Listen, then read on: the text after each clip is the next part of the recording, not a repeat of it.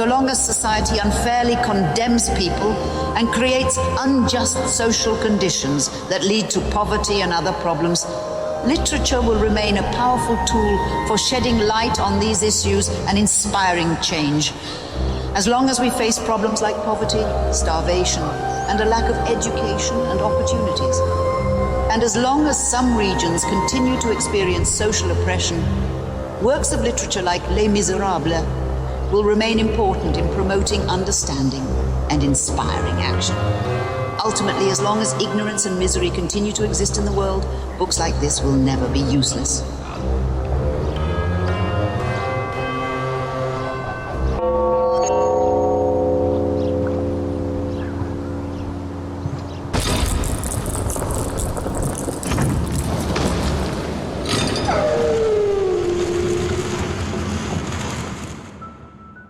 Welcome, esteemed guest. Please step into my humble abode where shadows dance and secrets whisper. May your visit be as pleasurable as it is thrilling, and may you leave with a memory that will linger in your mind for some time. I am Reinhard Hendrickson, your host for tonight's journey into the depths of the human experience. Together let us embrace the darkness and revel in the mysteries that lie within. Please come inside. Our journey begins in the downstairs hall where the secrets of this house lie waiting to be uncovered. From there we shall ascend to the library upstairs, where the volumes of knowledge and tales of old will transport us to a world beyond our own. Let us waste no more time, for the night is young and our journey awaits.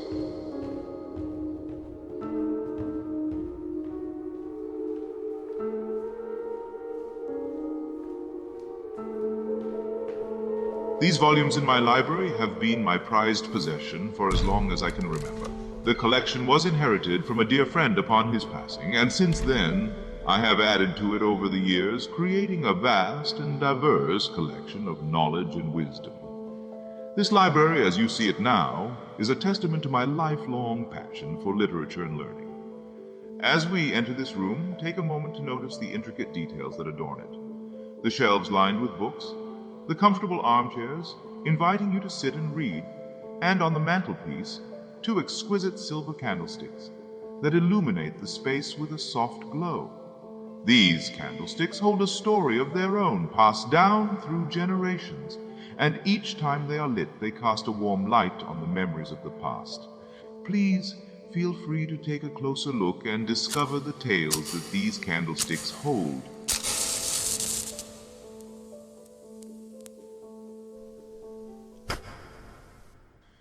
The story we will be exploring tonight is one that holds a special place in my heart. As a man who was once a slave and later forced to fight in the Civil War on the side of the Confederacy, I know all too well the darkness that can consume us. It was during my time as a soldier that I first heard the story we will be exploring tonight. I remember sitting in camp one night, surrounded by my fellow soldiers, when Robert E. Lee himself came to speak to us. As he began to read to us Les Miserables, a story about a man who had been rejected by society, who had been forced to confront the darkest parts of himself in order to find redemption, I couldn't help but be moved. It was a moment that stayed with me for the rest of my life. A moment when I realized that even in the darkest of times, there is hope. And that hope led me to make a decision that would change the course of my life. I was forced to fight for the Confederacy, but I never believed in their cause. As a slave, I had been denied my own freedom, and now as a soldier, I was being asked to fight for the freedom of others who didn't believe in my own humanity. But it was during that reading of Les Miserables that something shifted inside of me. It was as if the story spoke directly to my soul, and I knew then that I couldn't continue to fight for a cause that went against everything I believed in. I made the difficult decision to desert the Confederate Army and seek my own freedom, even though it meant putting my life at risk. It was a decision that came with great consequences, but it was one that I knew was right. For me, this story is not just a tale of darkness and redemption, but a reminder of the power we all have to make choices that can change the course of our lives. And as we reflect on this tale tonight, I cannot help but see parallels between the struggles of Jean Valjean and the struggles of our world today. People are hungry, homeless, and struggling to survive. The cost of living continues to rise, and those who are already vulnerable are pushed further into the margins. Our tale shall follow the journey of a man as he seeks atonement and a path towards a better life. Through his perseverance and determination, we shall witness the strength of the human spirit in the face of great adversity. This story challenges us to confront our own struggles and confront the demons that hold us back, inspiring us to emerge stronger and more resolute in our pursuit of better. We embark on a journey that has touched the hearts and minds of countless generations and continues to inspire and challenge us to this day. Our story commences in the year 1815 at the infamous Bagne of Toulon in southern France. This notorious prison was infamous for its harsh and brutal conditions, where those sentenced to hard labor endured unspeakable hardship and suffering.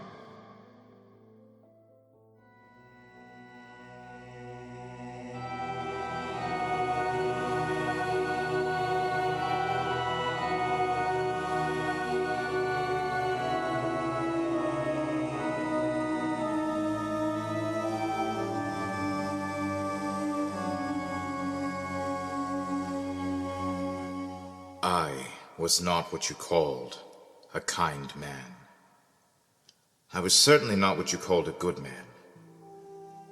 They were something I aspired to, but I was a man. There was, however, a point in my life where I was little more than a beast. 19 years in chains, under the lash and in the workyards and on the docks. A beast, a burden. And when I was released, I was like a rabid animal, devoid of all feeling but anger and distaste for my fellow men. It was the evening of the 7th of October, 1815, just an hour before sunset, when I walked into the small town of Dean. My cap, with the help of my twisted beard partially concealing my shaped head and face, burned and tanned by the sun and wind. My coarse yellow tunic and blue trousers worn and threadbare and covered in the dust of the road. I held a knapsack over my shoulder. I went to the town hall, followed by a member of the gendarmerie. No one here knows me. The women pause and stare. The men ignore, only occasionally casting glares in my direction. Children follow me.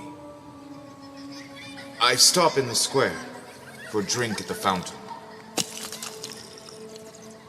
Go! Go away, children! Get out of here!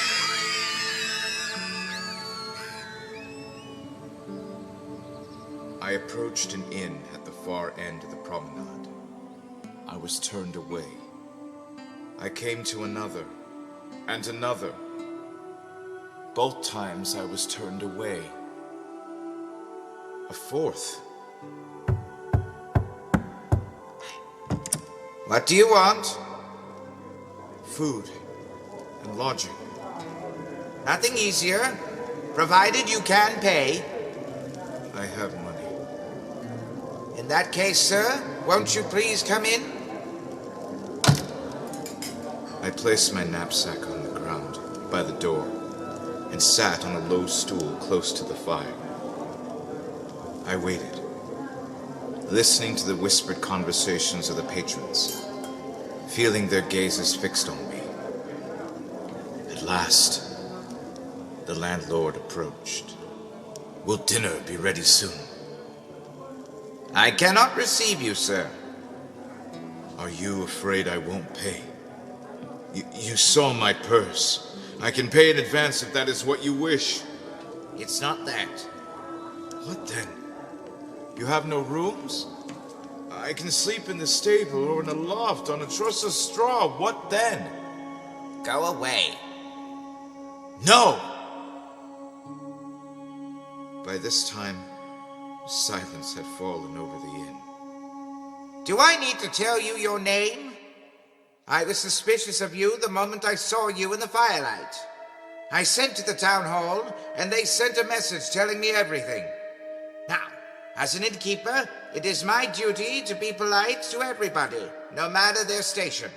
But I have limits and a reputation. Now go, before I call for the corporal. Stone-faced, lips pursed, I dropped my head, picked up my knapsack from where I'd left it, and I left. Everywhere I went was closed to me. Every hostelry, every public house. I even went to the prison. Monsieur Turnkey, please, let me in and give me lodging for the night. This is not an inn. It's a prison. Get yourself arrested. Then you may come in.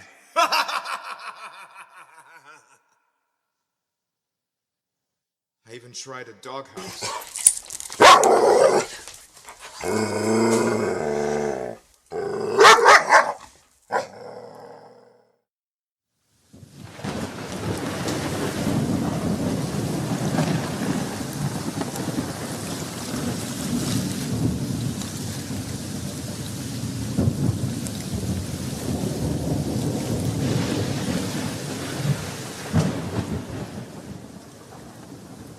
I settled on a stone bench across the way from the church.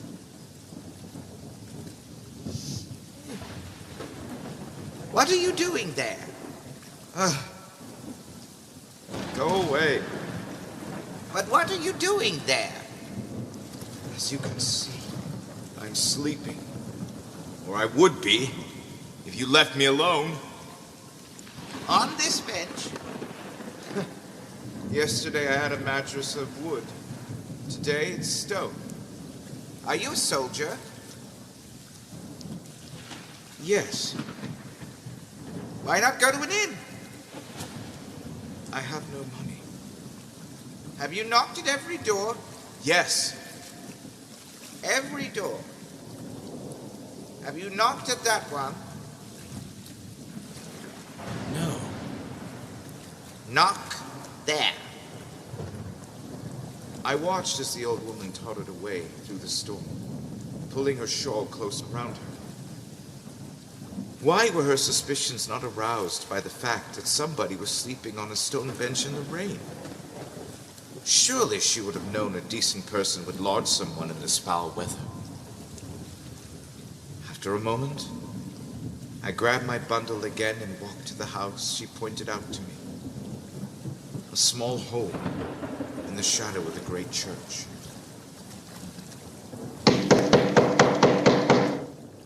Come in. I quickly pushed the door open and stepped inside. I was faced with the sight of 3 people sitting at a table. 2 were women, both in their 60s. One was small and plump, while the other was tall and slender. The third was an old man in his 70s. The 2 women stared. The fatter of the 2 showed fear in her eyes and trembled. The old man, however, was strangely different. He was staring at me, but not with disdain, fear, or surprise. He seemed to be taking me in. And the strangest part of all, he was smiling at me. Listen! My name is Jean Valjean. I'm a convict from the galleys, spent 19 years. I was released 4 days ago, and I'm on my way to report to police headquarters in Pontarlier. I have been walking these last 4 days since my release from Toulon. I have traveled a dozen leagues today. I went to the inn and they turned me out all because of this. My yellow passport, which I have to show at the town hall. I went to another and they turned me away. Everywhere they refused me and turned me out of doors, even the prison.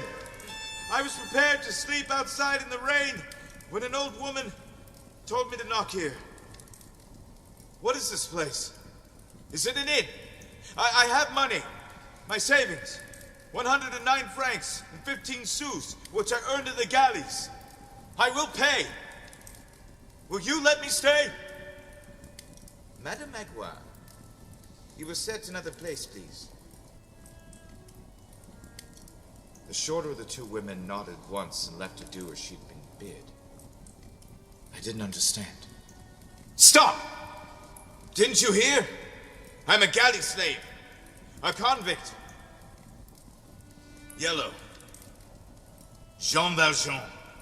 Discharged convict. Has been 19 years in the galleys. 5 years for housebreaking and burglary. 14 years for having attempted to escape on 4 occasions. He's a very dangerous man. You hear that? A dangerous man. Madame Magloire, you will put white sheets on the bed in the alcove. Sit down, sir, and warm yourself. We were about to eat our dinner, my sister and our housekeeper and myself. You are more than welcome to join us. It at last dawned on me. I was not being turned away. You call me sir. You offer me dinner. You offer me a bed. You are kind, monsieur. Please, please, tell me your name, monsieur innkeeper. What is your name? I am not an innkeeper, my friend. I am a simple priest who lives in the shadow of God. Priest? Oh, yes, your cap. Then, monsieur curé, you will not wish me to pay you. No, my son. No. Keep your money. After all, this is not my house. This is God's. You suffer. You hunger and thirst. You are welcome. Everything here is yours. And there was no need to tell me who you are. I knew already. You knew? Yes. You are my brother. I call you my brother, for we are all brothers through Christ and salvation in his sacrifice. I sat in stupefaction as the housekeeper laid the table with soup, bread, salt, oil, a bit of bacon and mutton, figs, cheese, and a bottle of wine. As she made to take her place at the table again, Madame Magloire, we seem to be missing something. The silver, madame. The silver. Pardon me, monsieur, but I feel I must show you everything of worth in the house. The old woman left the room and presently returned with 6 sets of silver and 2 candlesticks. We ate. I ate voraciously like a starving animal as the old man talked. Words I didn't understand or care to listen to. I was too hungry. And when the food was gone, not even a scrap or crumb worthy of a rat, the old man gestured for me to follow him and his sister, while the housekeeper cleaned the table. Bantannier is a long walk, Jean. Tonight you shall sleep here in the alcove next to my room. And in the morning you shall have some milk from our very own cow. Still warm, perhaps with some cinnamon and a little bit of sugar. You keep me so close to you. How do you know I haven't murdered someone? What's to prevent me from killing you in your own bed and making off with everything you own? That I will leave up to God. The priest said a prayer over me and left me to myself. Minutes later, all were asleep, except for myself. I lay there thinking about what brought me there, in the position of an ex-convict. The theft of a loaf of bread. A loaf to feed the 7 starving children of my widowed sister. A cold winter night. Nothing in the house but the cries of the children with no bread and not even a drop of milk. I left. Less than an hour later, I was dragged into prison with an arm that was bleeding from the breaking of the boulangerie window. 2 days later, I stood before the tribunal and was pronounced guilty. On arrival at Toulon, I was chained at the ankles and at the neck with an iron collar. Gone was the name Jean Valjean. I was number 24601. I still do not know what became of my sister and her family. I am ashamed to say that upon my release, I no longer cared. I put myself on trial. I am not an innocent man unjustly punished. I did do a reprehensible act. Had I asked, the bread might have been given to me. But can one wait when one is hungry? And am I the only one at fault? A laborer, out of work, an industrious man. Is it right that I should have lacked food? Was the crime deserving of such a heavy sentence? Didn't the heaviness of the sentence overturn the weight of the crime?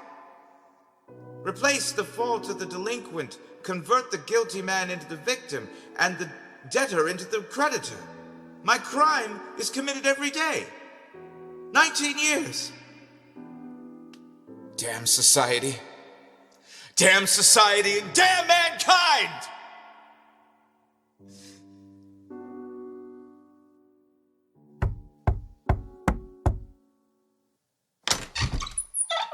What's this?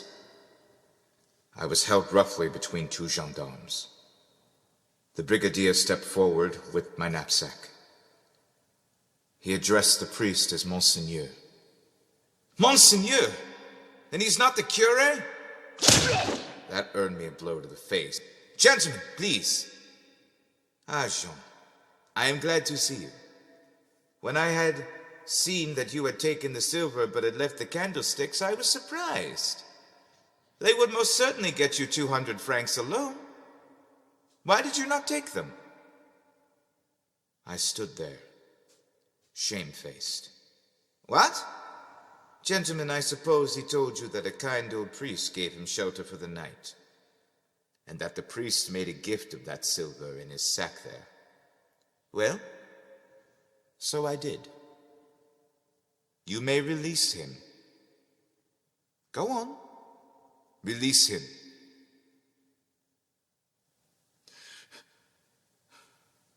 I am to be set free. I'm not going back to prison? No, my son. You are not going back to prison. But here, before you go, take these candlesticks. Take them. He held out the 2 candlesticks to me, and with trembling hands I took them.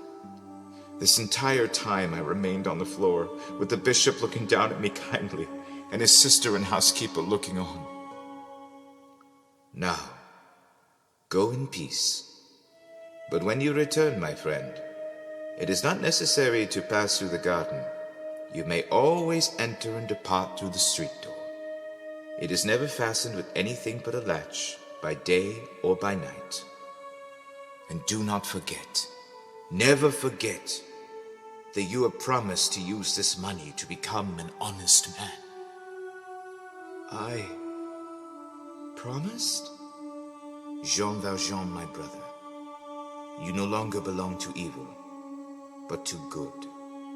It is your soul, the greatest of all known treasures, that I buy from you.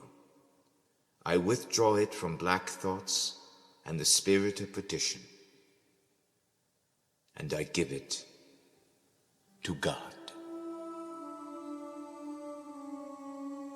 I left the town as though I was fleeing from it, just as I had when I had stolen the plates and forks and knives.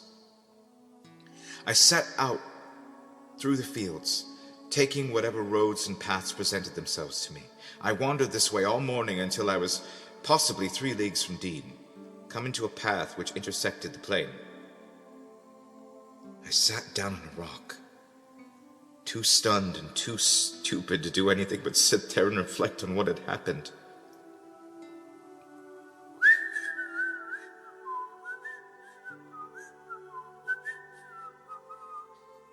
Monsieur, my coin. My 40-sou piece. I looked up and saw a young Savoyard, a boy of 10 with a hurdy-gurdy on his back, standing before me. I dropped my head again. Go away. But my money, monsieur. My money. You wouldn't take a coin from Petit Chevet, would you? I said go away, boy. The boy grabbed me by the shirt and did his best to shake me, kicking my leg, drumming his fist into my shoulder and my chest. He cried all the while about his money, demanding I give it back. At last, I looked at him and shoved him to the ground. Get out of here! Frightened, the boy took off, crying. Minutes later, I came to myself and stood, moving my foot. In doing so, I saw something gleam in the dust under the fading rays of the sun. Bending down, I picked it up and examined it. It was a small silver coin, a 40-sou piece. I then realized what I had done. Petit Chevet! Petit Chevet! I ran in the direction of the boy, but I could find no sign of him. The few people I met did not know of him. I continued running until the sun had gone and the moon was in the sky. Petit Chevet! Petit Chevet! Petit Chevet!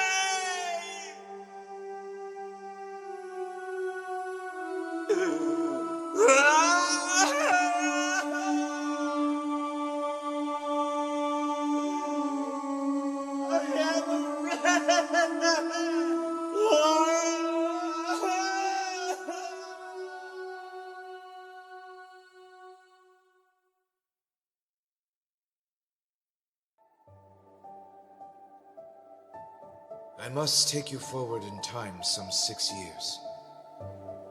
To the town of Montreuil-sur-Mer in the year 1821. The exact circumstances are not important, but I had settled there, and through hard work, I became a successful factory owner and eventually mayor. Once more, Jean Valjean did not exist. Monsieur Madeleine was my name, and nobody knew of my past. All the town loved me, with the exception of 2 men. A former businessman by the name of Fauchelevent, and our chief inspector of police, Javert. I will tell more of Fauchelevent in a moment, but first, the inspector. Javert would forever be found watching me closely like a dog. A man of lofty stature, wrapped in an iron-gray frock coat with a heavy cane. A battered hat covered the top of his head, which was itself framed by great sideburns. His arms folded, and with a shake of his head, his upper lip raised in a sneer, grimacing at me with a look that seemed to say, "What is that man?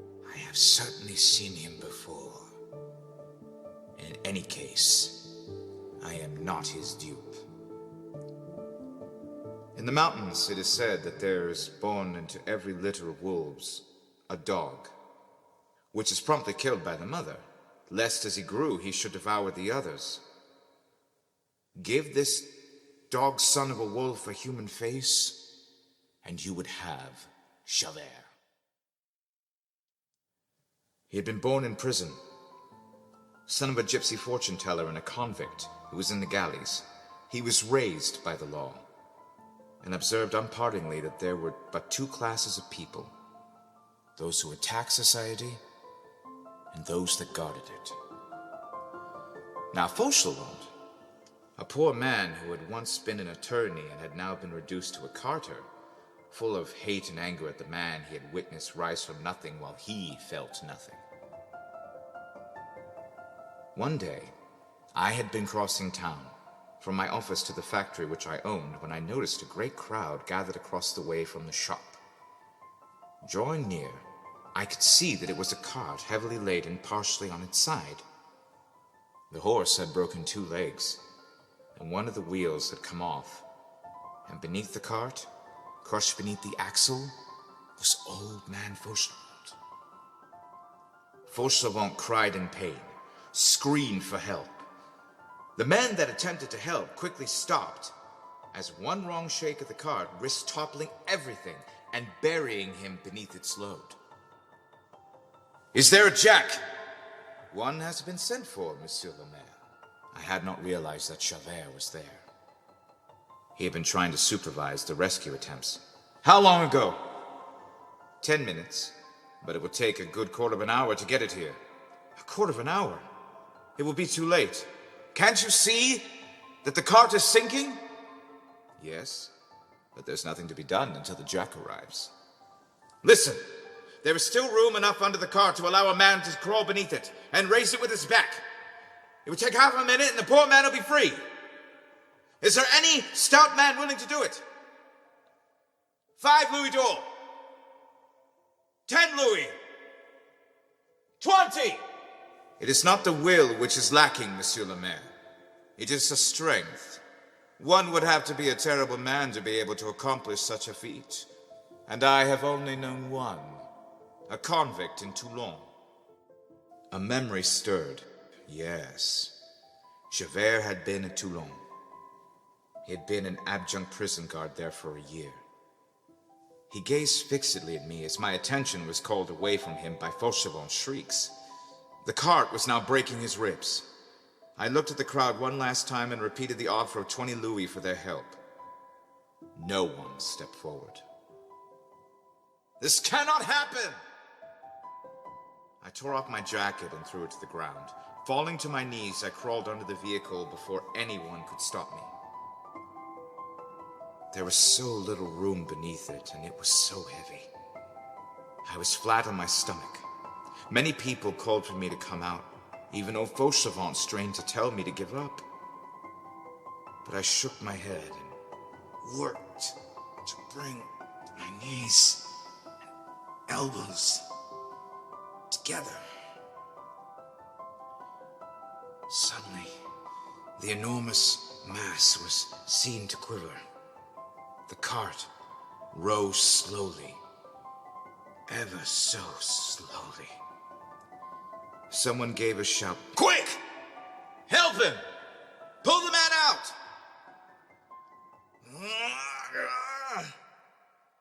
I watched through teary eyes as 20 men, roused by my courage, rallied and pulled the poor carter out. I rose. I was pale and dripping with perspiration. My clothes were torn and covered with mud.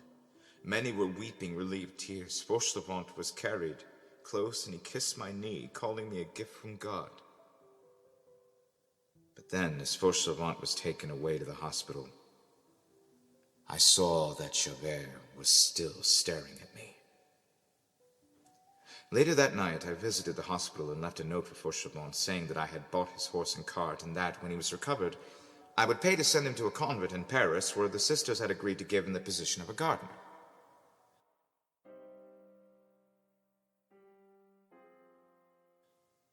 The following December, I was passing through the square when I saw Javert and 2 officers dragging a woman to police headquarters.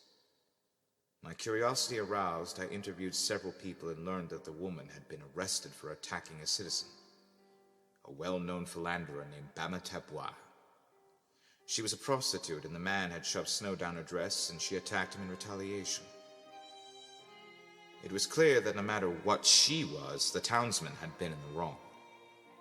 I hurried to the station and arrived in time to hear the woman talk about how she had been dismissed from my factory after it had been discovered that she had a daughter and no husband, that she had lodged a child with some innkeepers in Montfermeil, and that she owed them much money for the care of her child. I then heard Javert tell her, "I've heard you. And I tell you now that you will get 6 months. Not even the Eternal Father himself could change that. Wait! 1 moment!" The men stood at attention, holding this sad woman up between them. She trembled with fear and illness. Her hair had been cut close to the skull, and she was missing her 2 front teeth. Javert rose from behind his chair, saluting awkwardly. Monsieur le Maire, Inspector Javert, set this woman free. I am sorry, monsieur, but I cannot. But I insist. Nevertheless, I cannot release her. Sergeant, who said she could go? And why not? This miserable jade insulted a citizen. Javert, you are an honest man, and I feel no hesitation explaining matters to you. I was passing through the square. I saw you take her away. Now, after making inquiries and having learned the truth of the matter, I can tell you that it was a citizen who was in the wrong and should have been arrested. This wretch has insulted your person. That is my concern. It is for me to decide what it is to be done about my insult. I beg your forgiveness, monsieur, but you are wrong. The insult was not to you, but to the law. Inspector, the highest law is conscience. I have heard her. I know what I am doing. Monsieur le Maire, I obey my duty, and my duty demands that she serve 6 months in prison. She will not serve a single day. Monsieur le Maire, the matter is connected with the municipal police, and under Articles 9, 11, 15, and 66 of the Criminal Code, I am the judge. Now I order that she be released. Monsieur le Maire, not another word. Leave the room. Javert received the blow erect, full in the face, into his breast like a Russian soldier. He bowed to the very earth before me and left the room. The woman stood aside from the door and stared in amazement. I believe you, but I knew nothing about what you had mentioned. I was unaware that you had left my shop. Why didn't you come to me? I will pay your debts. I will send for your child, or you can go to her, whichever you wish. You can live here, in Paris, anywhere. You needn't work anymore. I will take care of everything. This proved too much for the woman. She stared stupidly at me and the officers left in the room, and she gave out a cry and then fainted. I had her sent to the hospital, where it was discovered that she was suffering from tuberculosis. Fantine, but that was her name, was in a decline and called in a delirium every day for her daughter Cosette. The doctor encouraged me to fetch the child as quickly as I could. Unfortunately, my duties as mayor prevented me from going myself. So I had a letter sent with more than enough money to pay off Fantine's debt to this man, this Monsieur Thénardier, and asked that he bring the girl to Montreuil. However, greed would not let this man, giving 100 different reasons in his response why he could not let go of the child. I went to the hospital and found Fantine lucid. She dictated a letter for me to write. Monsieur Thénardier, you will deliver Cosette to the bearer. You will be paid for all the little things. I have the honor to salute you in respect, Fantine. Taking the letter, I left and resolved to fetch the child myself. But first, I had a minor issue to resolve in my office at the town's hall. Sitting there at my desk, finishing up my tasks, my assistant informed me that Inspector Javert was waiting in the hallway. This surprised me, as the inspector had avoided me ever since the incident at the police station. It must have been of some importance for him to come at that point. I had him admitted. Monsieur le Maire, a culpable act has been committed. An officer of the law has failed in respect and in the gravest manner towards a magistrate. I have come to bring awareness to this act, as it is my duty to do. And who is the officer? Myself. I see. And the magistrate who has reason to file a complaint? You, monsieur. Monsieur le Maire, I have come to request that you call for my dismissal. You will say that I might have handed in my resignation, but that does not suffice. Handing in one's resignation is honorable. I have failed in my duty. I ought to be punished. You were severe with me that night, and unjustly. Be so today, with justice. Come now. What nonsense is this? What have you done against me that could be so horrible? Yes, I ordered you out of the room and overturned your sentence, but I do not think that I denounced you to the prefecture of police in Paris. You denounced me? As a mayor who has encroached upon the police? As an ex-convict? I thought it was so since I first met you. I have had this feeling that I recognized you from somewhere, and with the feet of the cart, I took you for a certain Jean Valjean. What name did you say? Jean Valjean. He was a convict whom I was in the habit of seeing 20 years ago when I served as a guard at Toulon. I had seen him perform a similar act while he was imprisoned there. Upon his release, it appears that he robbed a bishop and violently stole from a small boy on the road. He disappeared. No one knows how, and he has been sought since then. Superficially, he resembled the man I remember, and I denounced you. And what reply did you receive? That I was mad. Well, they were right. You acknowledge this? I have no choice. The real Jean Valjean has been found. He has been found. He goes by another name, of course. Now he is known as Champmathieu. This Champmathieu was arrested last autumn for stealing a branch of apples. A simple crime in itself. But then he was recognized by a trustee, an ex-convict named Brevet. I know this man. We served in Toulon together. He is Jean Valjean. Well, the brute denies all of this. The two more have confirmed this along with myself. Having seen the man up close, and now, having seen the real Jean Valjean, I do not understand how I could have thought otherwise. I beg your pardon, Monsieur le Maire. What does this man say to these allegations? He denies it, but this doesn't matter. The stealing of apples, the robbing of a child, they are all misdemeanors to any normal man, but to a convict they are crimes and mean the galleys for life. The case is to be tried in Arras tomorrow, and I am to be witness. But first, I must settle the matter of my denouncing you and be dismissed. I stared at this man. This man who had almost sent me back to prison, and I realized the position I was in. I could be rid of him and never have to worry again. But something stopped me. Javert, I've told you once that you are a man of honor, and I stand by that judgment. You exaggerate your fault. I wish for you to retain your post.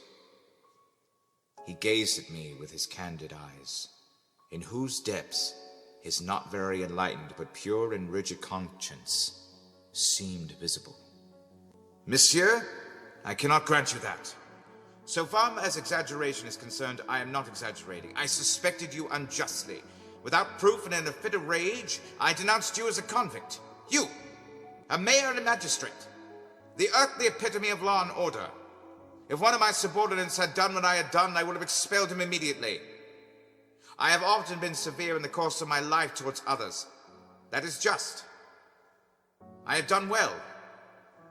Now, if I were not severe towards myself, all the justice that I have done would become injustice.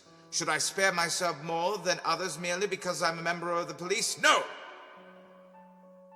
I do not desire you to treat me with kindness, but with firmness. Discharge me. I did not answer. Instead, looking at him and listening to this proud yet despairing declaration said with such conviction and grandeur, I shall continue in my post until my replacement has been named. Monsieur le Maire? I watched him leave thoughtfully, listening to his firm, sure step which died away on the pavement in the corridor. An hour later, I went to the hospital. where the doctor asked if I had Fantine's daughter. Soon, was all I told him. I visited with Fantine for an hour and urged everybody not to allow her to want for anything before I left. The nursing sisters and the doctors were convinced I was going to fetch the child now. I ran to the inn and asked the innkeeper how soon a horse and cart could be procured. A horse that could travel 20 leagues in a day would be capable of traveling the same the following day. After paying a sum of 500 francs, I had my horse. I would be in Arras by morning should I leave in less than 2 hours. I told the innkeeper to have the horse and cab brought to my house by 11 o'clock and went home to prepare and rest. I woke an hour before this horse was to arrive. I was filled with terror. My sleep had been full of nightmares over what I was preparing to do. Well, what then? What am I afraid of? What is there in all that for me to think about? I am safe. All is over. I had but one partly open door through which my past might invade my life, and behold, that door is walled up forever. That Javert, who's been annoying me so long, that terrible instinct which seemed to have divined me, good God, and which followed me everywhere, that frightful hunting dog, always making a point at me, is thrown off the scent, engaged elsewhere, absolutely turned from the trail. Henceforth, he's satisfied. He will leave me in peace. He has his Jean Valjean. Who knows? It is even probable that he will wish to leave town. And all this has been brought about without any aid from me. And I count for nothing in it. But where is the misfortune in this? Upon my honor, people would think to see me that some catastrophe has happened to me. After all, if it does bring harm to someone, that is not my fault in the least. It is Providence which has done it all. It is because it wishes for it so to be, evidently. Have I the right to disarrange what has been arranged? What do I ask now? Why should I meddle? It does not concern me. What? I am not satisfied. But what more do I want? The goal in which I've aspired to for many years, the dream of my nights, the object of my prayers to heaven's security, I have now attained. It is God who wills it. I can do nothing against the will of God, and why does God will it? In order that I may continue what I have begun, that I may do good, that I may one day be a grand and encouraging example, that it may be said of at last that a little happiness has been attached to the penance which I have undergone, and to that virtue to which I have returned. Really, I do not understand why I was afraid a little while ago to enter the house of that good curé and to ask his advice. This is evidently what he would have said to me. It is settled. Let things take their course. Let the good God do as he likes.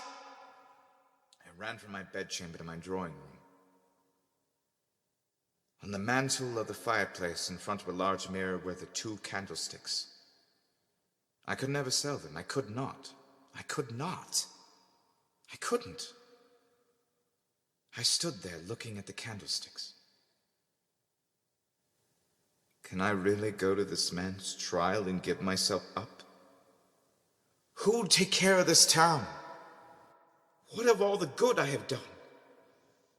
The jobs I have provided, the schools and hospitals I have built, Fantine and her child. What will become of all of them? They will all suffer. And for what? For this man to whom I owe nothing? A common thief, a poacher of apples, one who bears my face.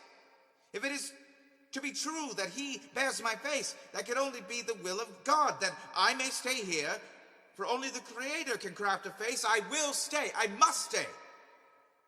I ran to the wall and inserted a key into a hidden lock, opening a secret cabinet. Inside were the bundle of rags I had worn upon my release, the blue trousers, the yellow tunic, and my knapsack, and the cudgel in which I had carried it. Inside the knapsack was my passport. I took it out and read it over and over again. Dangerous man. The words of very dangerous man were all I could see. I threw the rags and cudgel and sack into the fire, but I still clutched the paper as I watched them burn. If I destroy this paper, Jean Valjean will be destroyed, gone, and nobody will ever see him again. Nobody! Jean Valjean, my brother. Monseigneur! Jean Valjean, would you do this? Would you allow an innocent man to spend the rest of his life in the galleys in your place? But Monseigneur!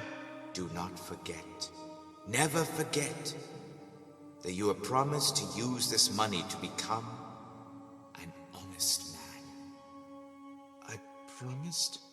Jean Valjean, my brother, you no longer belong to evil, but to good.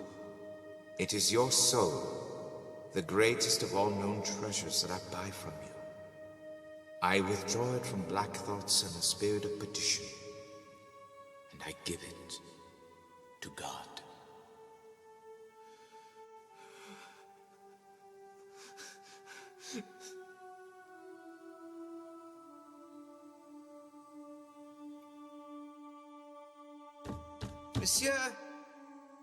Monsieur le Maire, the horse is waiting. Are you still leaving? Monsieur, should I send the horse away? Oh, please answer, monsieur. Tell them I will be right down.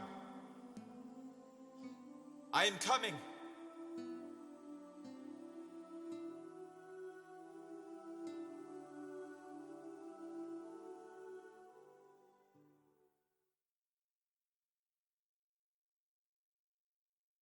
Welcome back, dear guests. Our journey into the heart of human experience continues tonight with a tale of tragedy and vengeance. And who better to tell this story than our dear friend Johnnie Bailey, who witnessed the events that transpired in the town of Shadowbrook Camp so many years ago. Mr. Bailey is here, Mr. Hendrickson. Excellent. Show him in. Good evening, everyone. John, thank you for joining us tonight. It's my pleasure, Mr. Hendrickson. I'm always happy to share a story or two. And I hear you have quite the tale to tell us tonight. Yes, indeed. The story of John Farrell, the man who brought his own downfall upon himself. Well, we won't keep our guests waiting any longer. Please, Johnny, tell us the tale. It all happened in the town of Shadowbrook Camp, nestled in the valley of Witchcrest Peak. It was a dark time, full of secrets and mistrust, but nothing could have prepared us for what was about to happen.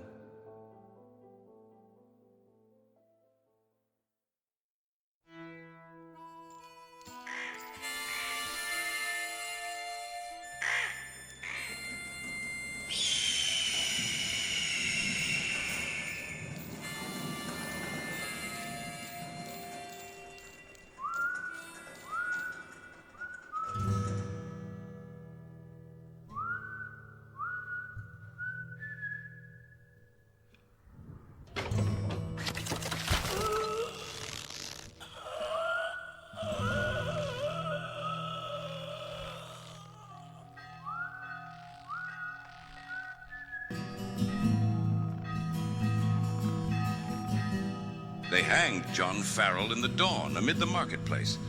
At dusk came Adam Brand to him and spat upon his face. "Ho, neighbors all," spake Adam Brand, "see ye John Farrell's fate. 'Tis proven here a hempen noose is stronger than man's hate. For heard ye not John Farrell's vow to be avenged upon me? Come life or death, see how he hangs high on the gallows tree." Yet never a word the people spoke, in fear and wild surprise. For the grisly corpse raised up its head and stared with sightless eyes, and with strange motions, slow and stiff, pointed at Adam Brand and clambered down the gibbet tree, the noose within its hand. With gaping mouth stood Adam Brand like a statue carved of stone, till the dead man laid a clammy hand hard on his shoulder bone. Then Adam shrieked like a soul in hell. The red blood left his face, and he reeled away in a drunken run through the screaming marketplace. And close behind the dead man came, with a face like a mummy's mask, and the dead joints cracked, and the stiff legs creaked with their unwanted task. Men fled before the flying twain, or shrank with bated breath, and they saw on the face of Adam Brand the seal set there by death. He reeled on buckling legs that failed, yet On and on he fled, so through the shuddering marketplace, the dying fled the dead.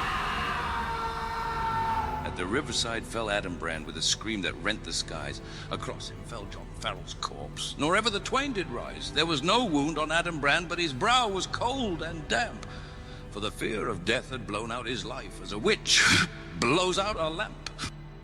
His lips were writhed in a horrid grin like a fiend's on Satan's coals. And the men that looked on his face that day, his stare still haunts their souls. Such was the fate of Adam Brand, a strange, unearthly fate, for stronger than death or hempen noose are the fires of a dead man's hate.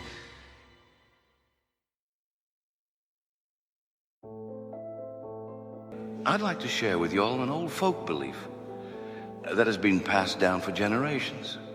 It's often said, speak no ill of the dead, a warning to discourage us from speaking poorly of those who have passed away. As we just heard in the story of Dead Man's Hate, the consequences of speaking ill of the deceased can be grave. John Farrell, the hanged man, returned from beyond the grave to seek vengeance on those who wronged him in life. This story serves as a reminder to treat the dead with respect and to choose our words carefully, even after they have departed. You never know who or what might be listening. So as you venture out into the world beyond this haunted estate, I urge you to honor the memory of those who have gone before us, including John Farrell. And that's the end of the tale. So what do you think, folks? A chilling story, huh? Yes, it certainly is. Thank you for sharing it with us, Mr. Bailey. Adeline, Mr. Bailey. Dear guest, you may remember my housekeeper, Miss Adeline Thornway. Yes, Adeline, what is the matter? Excuse me, Mr. Hendrickson. I'm terribly sorry to interrupt, but I caught Miss Zariya outside the library door. She seems to have been eavesdropping. Oh, is that so? Well, I thought I'd heard something scuttling around earlier. Well then, Zariya, come in. Come here, my dear. One mustn't lurk in doorways. It's rude. One might question your upbringing. I'm sorry, Daddy. I was just curious. I didn't want to interrupt you and your guest, but Mr. Bailey always has the best stories. I understand, my dear, but it's important to respect others' privacy.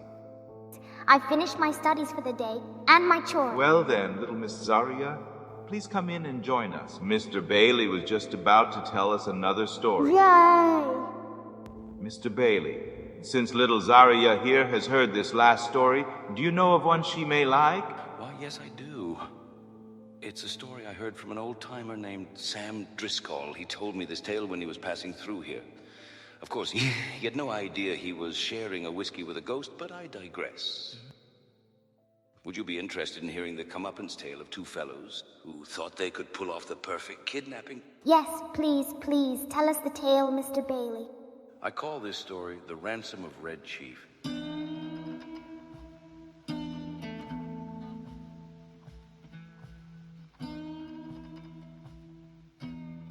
It looked like a good thing, but wait till I tell you. We were down south in Alabama, Bill Driscoll and myself, when this kidnapping idea struck us. It was, as Bill afterward expressed it, during a moment of temporary mental apparition, but we didn't find that out till later. There was a town down there as flat as a flannel cake and called Summit. Of course, it contained inhabitants of as undeleterious and self-satisfied a class of peasantry as ever clustered around a maypole. Bill and me had a joint capital of about $600, and we needed just $2,000 more to pull off a fraudulent town lot scheme in western Illinois with. We talked it over on the front steps of the hotel. Philoprogenitiveness, says we, is strong in semi-rural communities, therefore. And for other reasons, a kidnapping project ought to do better there than in the radius of newspapers that send reporters out in plain clothes to stir up talk about such things. We knew that Summit couldn't get after us with anything stronger than constables and maybe some lackadaisical bloodhounds and a diatribe or two in the weekly farmer's budget, so it looked good. We selected for our victim the only child of a prominent citizen named Ebenezer Dorset. The father was respectable and tight, a mortgage fancier and a stern, upright collection plate passer and forecloser. The kid was a boy of 10 with bas-relief freckles and hair the color of the cover of the magazine you buy at the newsstand when you want to catch a train.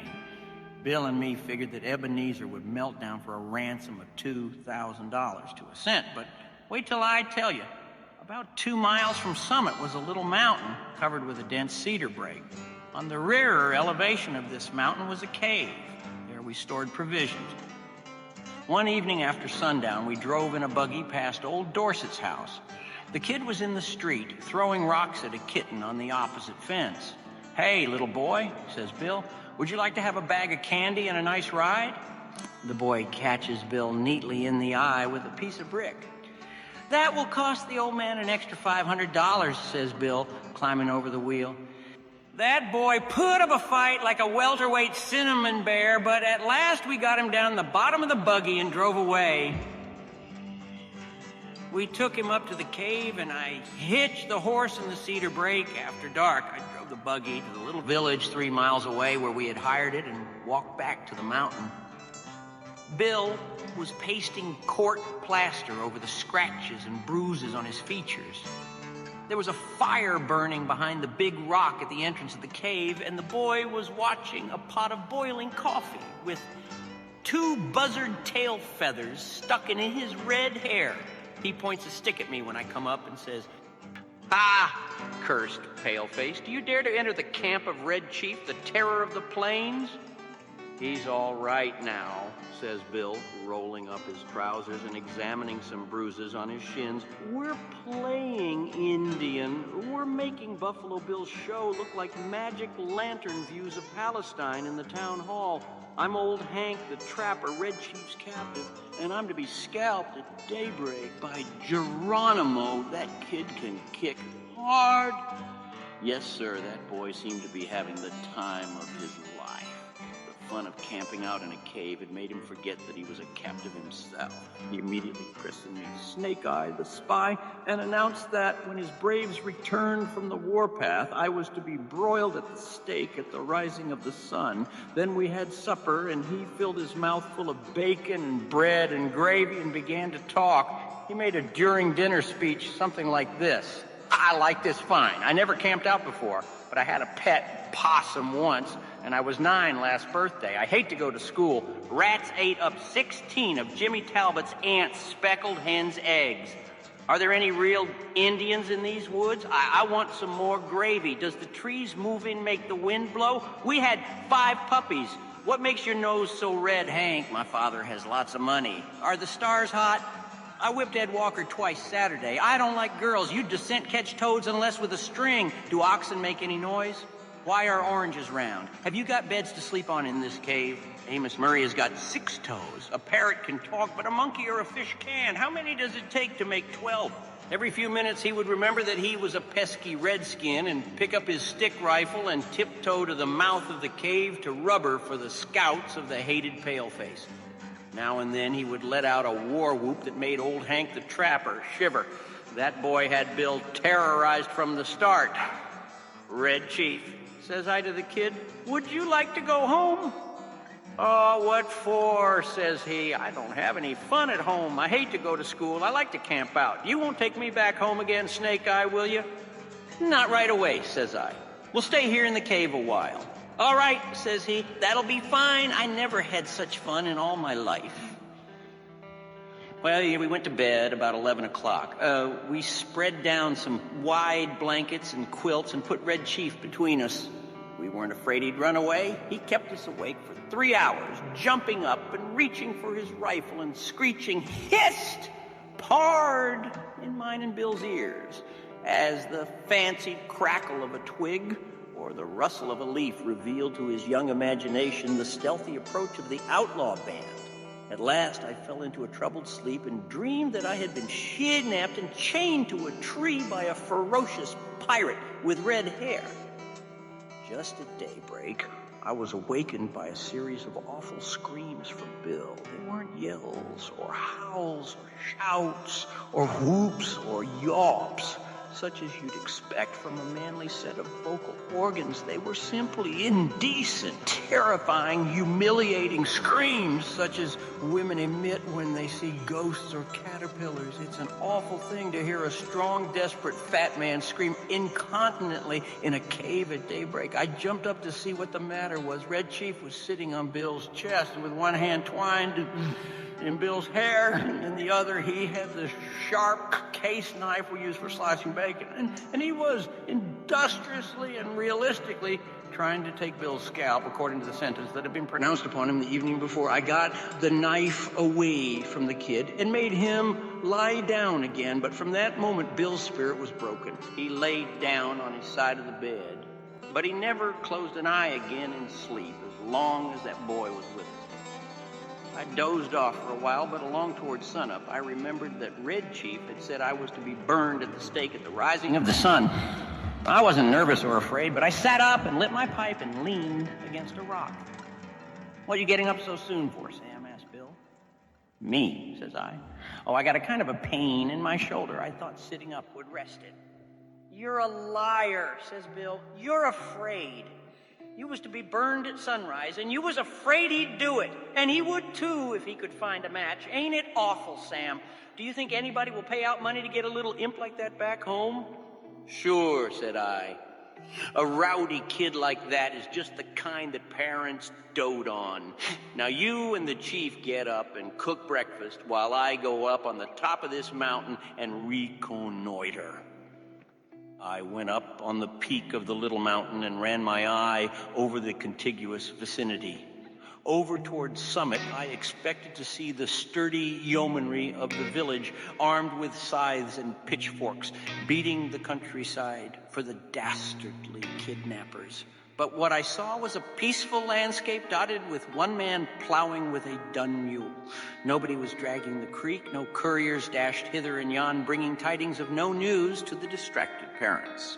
There was a sylvan attitude of somnolent sleepiness pervading that section of the external outward surface of Alabama that lay exposed to my view. Perhaps, says I to myself, it has not yet been discovered that the wolves have borne away the tender lambkin from the fold. Heaven help the wolves, says I, and I went down the mountain to breakfast. When I got to the cave, I found Bill backed up against the side of it, breathing hard, and the boy threatening to smash him with a rock half as big as a coconut. "He put a red-hot boiled potato down my back," explained Bill, "and then mashed it with his foot, and I boxed his ears. Have you got a gun about you, Sam?" I took the rock away from the boy and kind of patched up the argument. "I'll fix you," says the kid to Bill.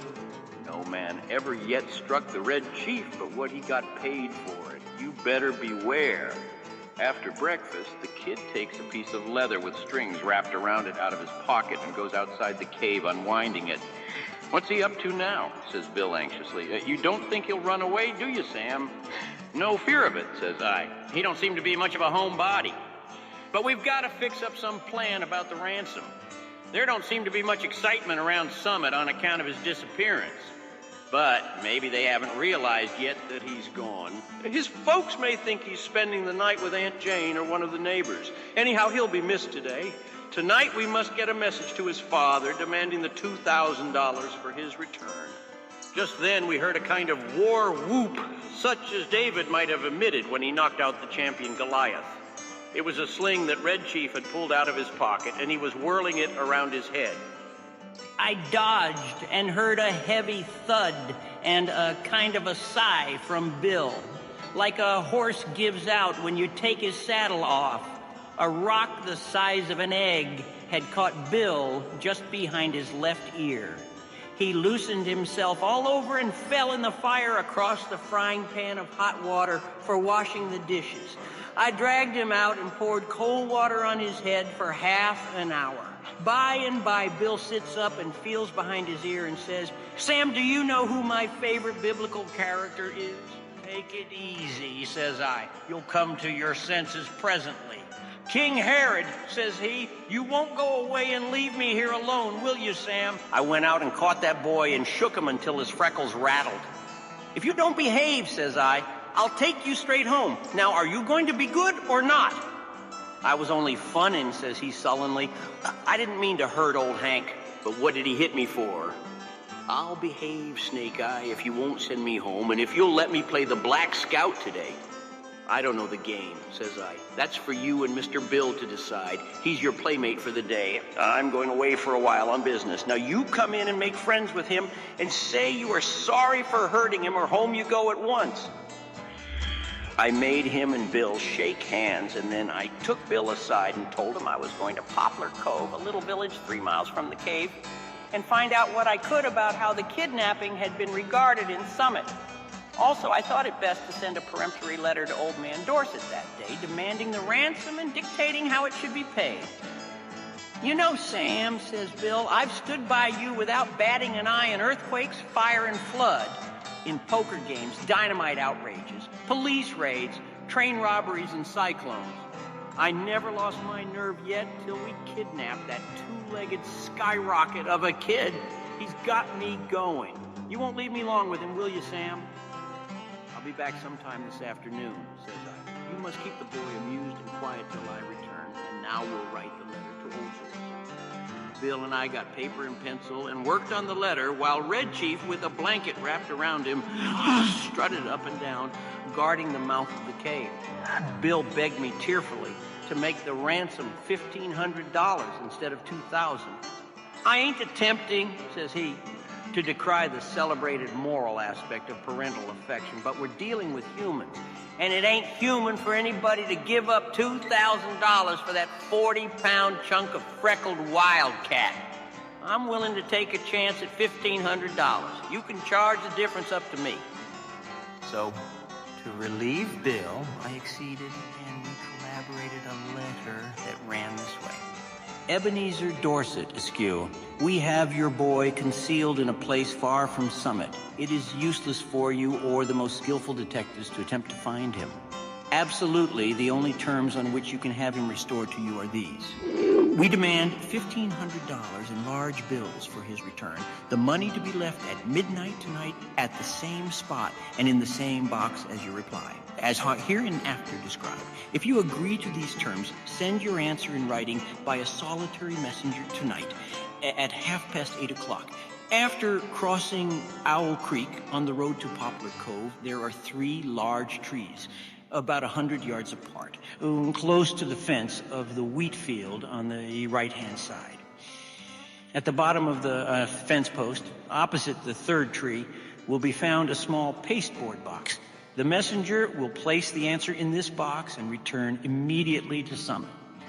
If you attempt any treachery or fail to comply with our demand as stated, you will never see your boy again. If you pay the money as demanded, he will be returned to you safe and well within 3 hours. These terms are final, and if you do not accede to them, no further communication will be attempted. 2 desperate men. I addressed this letter to Dorset and put it in my pocket. As I was about to start, the kid comes up to me and says, "Ah, Snake Eye, you said I could play the Black Scout while you was gone." "Play it, of course," said I. "Mr. Bill will play with you. What kind of game is it?" "I'm the Black Scout," says Red Chief, "and I have to ride to the stockade to warn the settlers that the Indians are coming. I'm tired of playing Indian myself. I want to be the Black Scout." "All right," says I. It sounds harmless to me. I guess Mr. Bill will help you foil the pesky savages." "What am I to do?" asked Bill, looking at the kid suspiciously. "You are the horse," says Black Scout. "Get down on your hands and knees. How can I ride to the stockade without a horse?" "You better keep him interested," said I, "till we get the scheme going. Loosen up." Bill gets down on his all fours, and a look comes in his eye like a rabbit's when you catch it in a trap. "How far is it to the stockade, kid?" he asks in a husky manner of voice. 90 miles, says the Black Scout, "and you have to hump yourself to get there on time." "Whoa, now!" The Black Scout jumps on Bill's back and digs his heels in his side. "For heaven's sake," says Bill, "hurry back, Sam, as soon as you can. I wish we hadn't made the ransom more than 1,000. Say you quit kicking me, or I'll get up and warm you good." I walked over to Poplar Cove and sat around the post office and store, talking with the chaw bacons that came in to trade. one whisker and says that he hears Summit is all upset on account of Elder Ebenezer Dorset's boy having been lost or stolen. That was all I wanted to know. I bought some smoking tobacco, referred casually to the price of black-eyed peas, posted my letter surreptitiously, and came away. Yeah, the postmaster said the mail carrier would come by in an hour to take the mail on to Summit. When I got back to the cave, Bill and the boy were not to be found. I explored the vicinity of the cave and risked a yodel or two, but there was no response. So I lighted my pipe and sat down on a mossy bank to await developments. In about half an hour, I heard the bushes rustle, and Bill wobbled out into the little glade in front of the cave. Behind him was the kid, stepping softly like a scout with a broad grin on his face. Bill stopped, took off his hat, and wiped his face with a red handkerchief. The kid stopped about 8 feet behind him. Sam, says Bill, I suppose you'll think I am a renegade, but I couldn't help it. I'm a grown person with masculine proclivities and habits of self-defense. But there's a time when all systems of egotism and predominance fail. The boy is gone. I've sent him home. All is off. There was martyrs in old times, I goes on, Bill, that suffered death rather than give up the particular graft they enjoyed. None of them ever was subjugated to such supernatural tortures as I have been. I tried to be faithful to our articles of depredation, but there came a limit. What's the trouble, Bill? I asked him. I was rode, says Bill, the 90 miles to the stockade, not barring an inch. Then, when the settlers was rescued, I was given oats. Sand ain't a palatable substitute. And then for an hour, I had to try to explain to him why there was nothing in holes, how a road can run both ways, and what makes the grass green. I tell you, Sam, a human can only stand so much. I takes him by the neck of his clothes and drags him down the mountain. On the way, he kicks my legs black and blue from the knees down, and I've got 2 or 3 bites on my thumb and a hand cauterized. But he's gone, continues Bill. Gone home. I showed him the road to Summit and kicked him about 8 feet nearer there at one kick. I'm sorry we lose the ransom, but it was either that or Bill Driscoll to the madhouse. Bill is puffing and blowing, but there is a look of ineffable peace and growing content on his rose-pink features. Bill, says I, there isn't any heart disease in your family, is there? No, says Bill. Nothing chronic except malaria and accidents. Why? Then you might turn around, says I, and have a look behind you. Bill turns and sees the boy and loses his complexion and sits down plump on the ground and begins to pluck aimlessly at grass and little sticks. For an hour, I was afraid for his mind, and then I told him that my scheme was to put the whole job through immediately and that we would get the ransom and be off with it by midnight if old Dorset fell in with our proposition. So Bill braced up enough to give the kid a weak sort of a smile and a promise to play the Russian in a Japanese war with him as soon as he felt a little better. I had a scheme for collecting that ransom without danger of being caught by counterplots that ought to commend itself to professional kidnappers. The tree under which the answer was to be left, and the money later on, was close to the road fence with big bare fields on all sides. If a gang of constables should be watching for anyone to come for the note, they could see him a long way off crossing the fields or in the road. But no, sirree. At 8:30, I was up in that tree as well hidden as a tree toad, waiting for the messenger to arrive. Exactly on time, a half-grown boy rides up the road on a bicycle, locates the pasteboard box at the foot of the fence post, slips a folded piece of paper into it, and pedals away again back towards Summit. I waited an hour and then concluded the thing was square. I slid down the tree, got the note, and slipped along the fence till I struck the woods and was back at the cave in another half an hour. I opened the note, got near the lantern, and read it to Bill. It was written with a pen in a crabbed hand, and the sum and substance of it was this.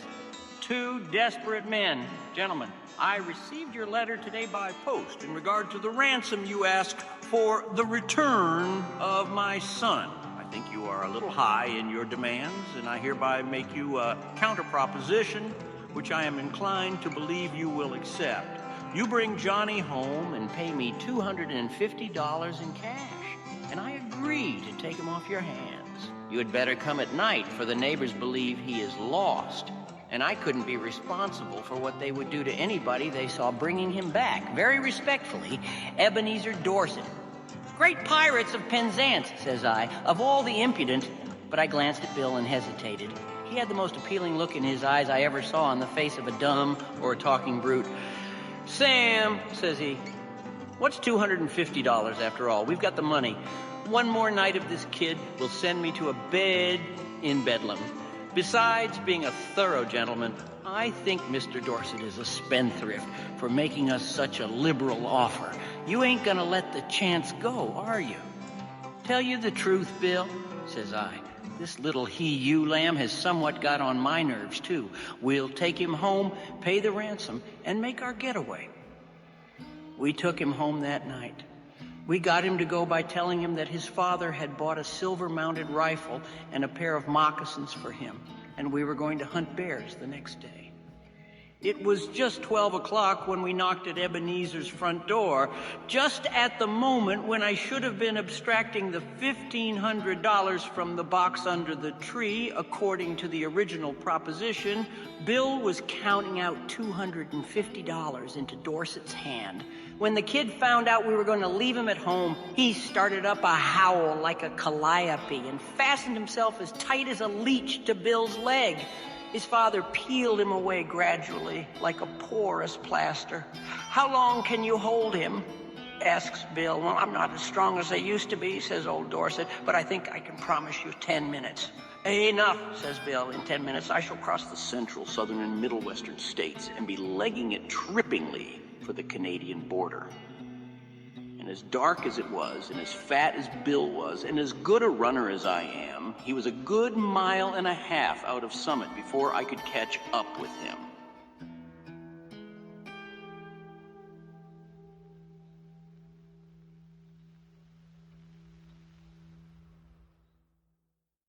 Wow, what a great night of stories. Thanks for sharing all those tales with me, Mr. Bailey.